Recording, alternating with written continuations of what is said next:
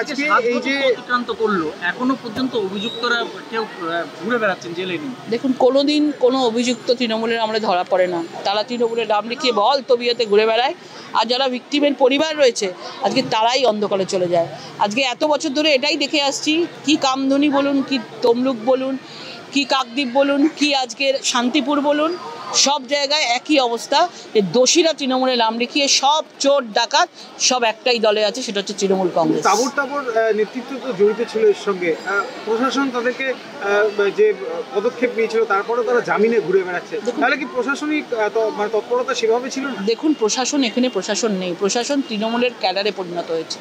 থানাগুলো police অফিসে তৃণমূলের party অফিসে পরিণত হয়েছে। সেই জন্য প্রশাসন তাদেরকে বাঁচানোর জন্য সাহায্য করেছে এবং তাদের অঢেল টাকা নিয়ে তারা জামিন দিয়ে তারা ঘুরে বেড়াচ্ছে। কারুর কোনোদিন শাস্তি হয়নি। যতদিন না ভারতীয় জনতা পার্টির সরকার আসবে ততদিন এদের শাস্তি হবে না। রকেটদি, নীতি আয়োগ বৈঠকে স্ট্যালিনরা থাকছে কিন্তু মমতা ব্যানার্জি যোগ দিলেন, কারণ উনি তো ভালো চান না, উনি তো বাংলার ভালো তো উনি চান না। বাংলার ভালো ছাড়া দেখবেন উনি সব কিছু চেয়েছেন। উনি শুধু ভোট চেয়েছেন, দেখবেন কাশ্মীরে চলে গেছে ওনার প্রতিনিধি দল, বাংলার মুর্শিদাবাদে আসতে পারেননি। বাংলাকে উনি পছন্দ করেন না। বাংলার মুখ্যমন্ত্রী উনি আছেন, কিন্তু বাংলা ছাড়া সব দেশে উনি, সব রাজ্যে উনি যেতে পারেন। ওই জন্যই উনি মানুষকে ভালোবাসেন না, সেই জন্য নীতি আয়োগ বৈঠকেতে যায়নি, ওনার দরকারই নেই। আজকে নীতি আয়োগের বৈঠকে উন্নয়নের কথা বলেছেন দেশের প্রধানমন্ত্রী, কি বলবেন এই বিষয়ে? উন্নয়ন সব জায়গায় হচ্ছে নরেন্দ্র মোদীর নেতৃত্বে, শুধুমাত্র বাংলা ছাড়া। বাংলায় উন্নয়নের কথা বললেই বলবে আমার এত কোটি টাকা কেটে নিয়ে চলে গেল। মানুষকে বলবো যেন, মানুষকে মিথ্যা কথা বলা।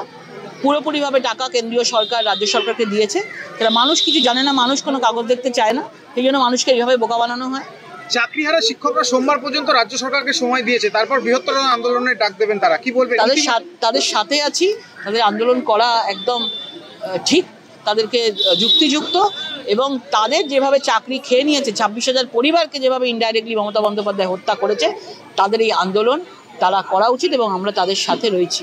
এই আন্দোলন যেন আরও বেশি করে হয় এবং এর যেন আমরা একটা শেষ দেখতে পাই। জাপানে অভিষেক বন্দ্যোপাধ্যায় ইতিমধ্যে অপারেশন সিঁদুর নিয়ে বেশ কিছু কথা বলেছেন এবং তার সঙ্গে অপারেশন সিঁদুরের সুখ্যাতিও করেছেন, তার সঙ্গে পাকিস্তানকে একযোগে তিনি আক্রমণ করেছেন, কি বলবেন? অভিষেক বন্দ্যোপাধ্যায়ের গলায় এগুলো মানায় না, কারণ আমরা যারা বাংলায় থাকি, যেখানকার লোক অভিষেক বন্দ্যোপাধ্যায়, তিনি বাংলায় আগে বলুন যে বাংলার মানুষের সঙ্গে কি বিচার করেছেন, বাংলার মানুষের সঙ্গে ঠিক করেছেন কিনা।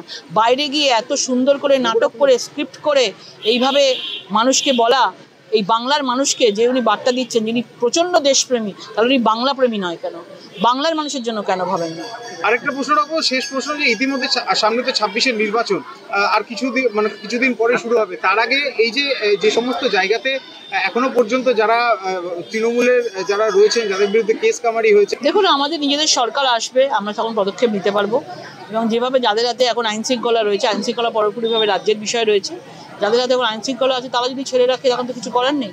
একদম শেষ প্রশ্ন করবো, সেটা হচ্ছে একজন বিজেপি কার্যকর্তা এই শান্তিপুরের, তিনি ইতিমধ্যে বেশ কিছু পোস্ট করেছিলেন, যেটা মুখ্যমন্ত্রীর বেশ কিছু পোস্ট বিকৃত ছবি, সেক্ষেত্রে তাকে আইনি নোটিশ করা হয়েছে আদালতের তরফ থেকে, এবং বারবার কিন্তু এই ক্ষেত্রেই প্রযোজ্য। যারা ওনাকে নিয়ে কোনো কিছু লিখবে, এখানে কোনো মানে বাক্য স্বাধীনতা যেটা থাকে সেটা আমাদের পশ্চিমবাংলায় নেই। উনি বরাবর সেটা নিয়ে কথা বলেন, কিন্তু যখনই ওনাকে নিয়ে কিছু হবে সঙ্গে সঙ্গে তাকে গ্রেপ্তার করে। এটা প্রথম থেকে হয়েছে, আইটি সেল থেকে শুরু করে বিভিন্ন জায়গায় হয়েছে।